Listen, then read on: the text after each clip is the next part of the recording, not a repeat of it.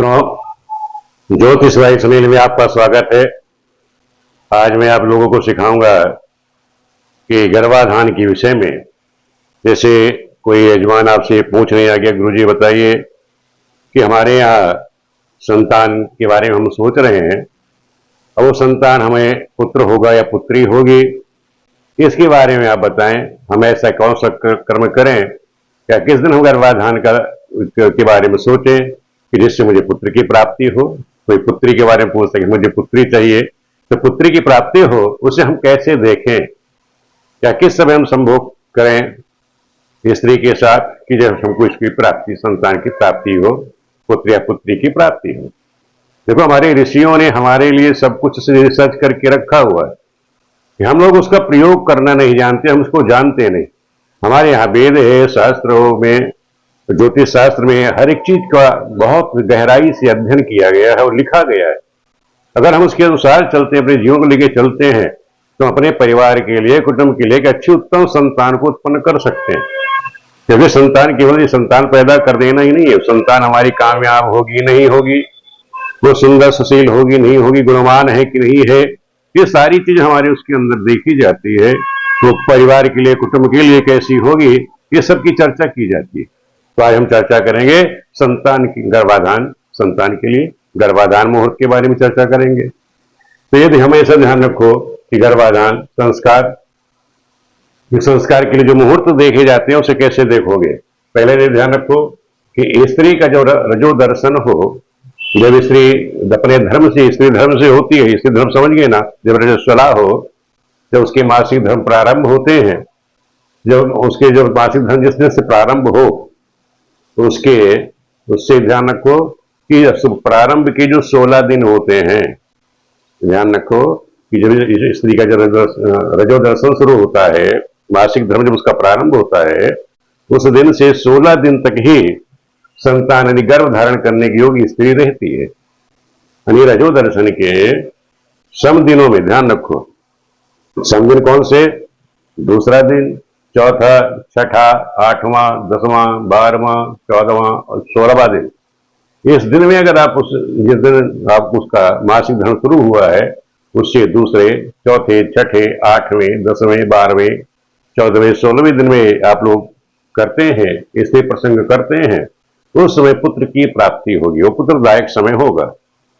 अगर आप विषम दिनों में करते हैं, विषम दिनों में तो जैसे तीसरा दिन है, 5वां दिन है, 7वां, 9वां, 11वां, 13वां या 15वें दिन में आपने संभोग किया, तो उस समय समझ ध्यान रखना कि कन्या संतान की उत्पत्ति होगी, ये निश्चित है। अगर इन दिनों में आप लोग गर्भाधान करते हैं, इससे प्रसंग करते हैं, तो निश्चित ही कन्या की उत्पत्ति होगी।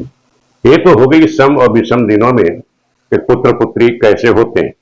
अब इसके लिए आप दिन का भी निर्धारण कर सकते हैं कि आप ये देखें कि गुरुजी, पूछ सकते हो गुरुजी के दिन कौन से होते हैं।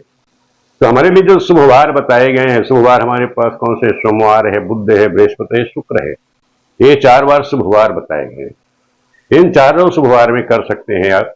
तो ये अगर ये दिन हो तो बहुत अच्छी बात है। ये आपको सम विषम तिथियां आपके पास हो गई। उसके बाद वार आपके पास हो गया, सोमवार, बुध, बृहस्पति, शुक्रवार हो। फिर आप नक्षत्र भी देख सकते हैं।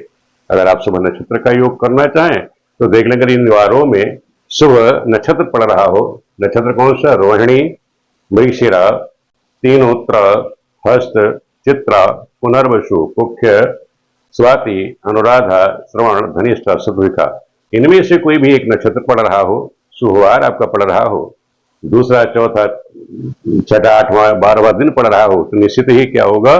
उत्तम पुत्र संतान की उत्पत्ति होगी। मान लो अपने शुभवार ये ले लिया, ये नक्षत्र भी हो गए, शुभ नक्षत्र मिल गया, ये वार हो गया, तिथि आपकी 3, 5, 7, 9, 11, ये आ गई 11, तो समझ लेना कि कन्या संतान की उस दिन उत्पत्ति होगी, अगर इस दिन गर्भ आपने स्त्री प्रसंग किया। तो ये तो हो गए आपका नक्षत्र हो गया, तिथि दिन हो गया, वार हो गए और नक्षत्र हो गए। अब ये समझते हैं, आप ये भी निश्चय कर सकते हैं कि रात्रि के समय जब हम प्रसंग की बेला हमारी है, उस बेला में ग्रहों की स्थिति क्या है।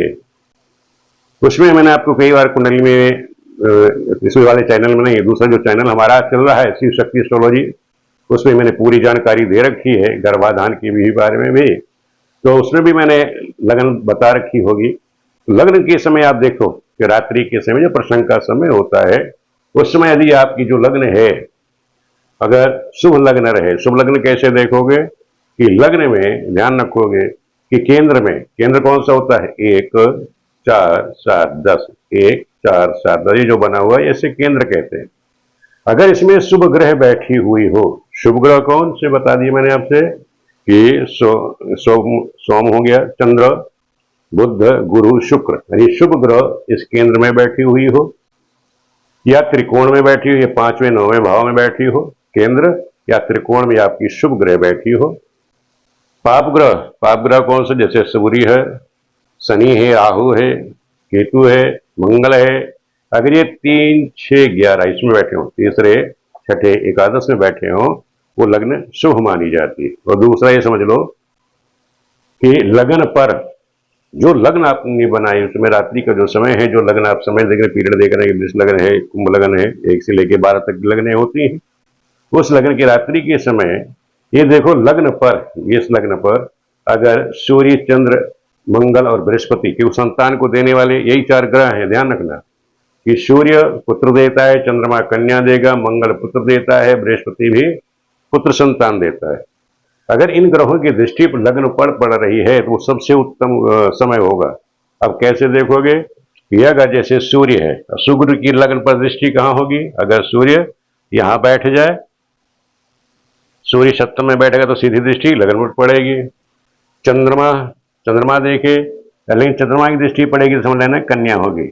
अगर चंद्रमा की दृष्टि पड़ रही हो लगन पर तब संतान होगी। मंगल की दृष्टि पड़े तब संतान होगी। मंगल की कहां से पड़ेगी, मंगल देखो, मंगल यहां बैठा होगा तब भी लगन पर दृष्टि डालेगा, यहां बैठेगा तब भी लगन पर दृष्टि डालेगा, कि मंगल की कहां कहां दृष्टि होती है, चौथी, और एक मंगल यहां बैठेगा। अगर मंगल यहां बैठेगा तो चौथी दृष्टि उसकी लगन पर होगी। यहां मंगल बैठेगा सप्तम भाव में तो 7वीं दृष्टि लगन पर होगी। अगर वो 6ठे भाव में बैठा है तो उसकी 8वीं दृष्टि लगन पर होगी। इस तरह से अगर मंगल बैठा हुआ है उस समय तो समझ लेना कि पुत्र संतान की उत्पत्ति हुई लग्न को देख रहा है। रात्रि के समय जो भी आप लग्न देखते हैं, पीरियड देखते हैं कि 12 बजे अपना 10 बजे से 12 बजे जो भी आपका समय है, 12 से 2 के बीच में जो भी आप संभोग का समय रखें, तो उस समय ये देख लें कि कौन सी लग्न उस समय चल रही है, वो लग्न को यहाँ लिख करके उसके बाद ग्रहों की स्थिति देखनी। अब रहेगी आपका सूर्य, मैंने बता दिया, चंद्रमंगल हो गया। अब बृहस्पति की दृष्टि कहाँ से पड़ेगी लगन पर, अगर बृहस्पति यहाँ बैठा हुआ हो, या आप लोग खुद अपने आप देख सकते हो क्योंकि बृहस्पति जो लगन आपने बनाई, अगर बृहस्पति यहाँ बैठा हुआ है, या बृहस्पति यहाँ 7वें बैठा हो, या बृहस्पति यहाँ बैठा हुआ हो, और उसकी दृष्टि लगन पर उसमें पीरियड पर पड़ रही है, तो समझ लेना कि पुत्र संतान की उत्पत्ति होगी।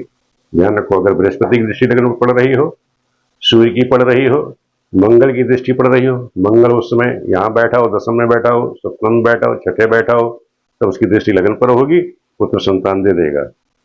इसी तरह बृहस्पति, ये सूर्य की दृष्टि पड़े तभी पुत्र संतान हो जाएगा, और बृहस्पति चंद्रमा की दृष्टि पड़ रही हो तो वो कन्या संतान को दे देता है। तो इस तरह से हमारे पास जो है गर्भधारण के बारे में मैंने आपको बताया कि गर्भधारण मुहूर्त आप लोग कैसे देखोगे। किसी जातक ने आपसे पूछ लिया कि गुरु जी बताइए, या सभी लोग जाते आजकल बच्चे लिखे पढ़े हैं, वो शर्म के मारे किसी से नहीं पूछते, तो वो स्वयं ही अपना देख सकते हैं।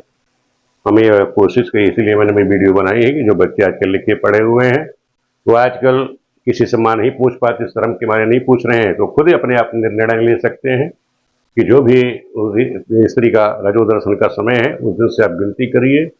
दूसरा, चौथा, छठा, 10वां, 12वां दिन या 16वां दिन है, तो उस समय पुत्र उत्पन्न होगी, उस समय आप स्त्री प्रसंग करिए। दिन आपके पास सोमवार, बुध, बृहस्पति, शुक्र है ही है, ये शुभ आपके दिन हो गए।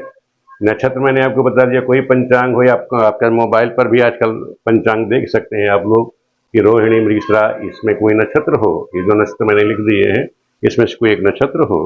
लग्न आप देखना चाहें कि जो पीरियड है हमारा समय, रात्रि का समय 12 से 2 के बीच में, या 11 से 1 के बीच में 2 घंटे की लगन होती है, तो अपना पीरियड आप लोग देख सकते हैं कि जो भी लगन आपकी पड़ी, 1 2 3 4 संख्या जो भी पड़ती हो, उसमें देखो कि ग्रह अगर इस तरह से पड़ी हुई है, तब वो समय आपके लिए उत्तम समय होगा पुत्र संतान के लिए।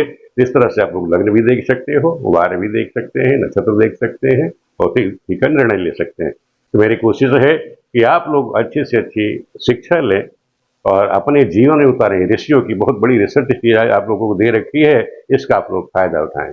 वीडियो आप लोगों को कैसे लग रही कमेंट करके जरूर बताइएगा, और जो भी आप लोग सीखना चाहते हैं वो आप सीखिए। और मैं दोनों ही चैनलों पे बराबर काम करूंगा, शिव शक्ति एस्ट्रोलॉजी पर भी, ज्योतिष भाई सुनील पे भी। इस समय हम फ्री हैं 2-2.5 महीने, तो इस समय मैं कोशिश करूंगा दोनों चैनलों पे हम मेहनत करें, तो आप लोग भी मेहनत करके अपना सीखिए और एक अच्छे से ज्योतिषी बन करके समाज की आप लोग सेवा कर सकें। वीडियो देखने के लिए आप सभी मित्रों का बहुत बहुत धन्यवाद।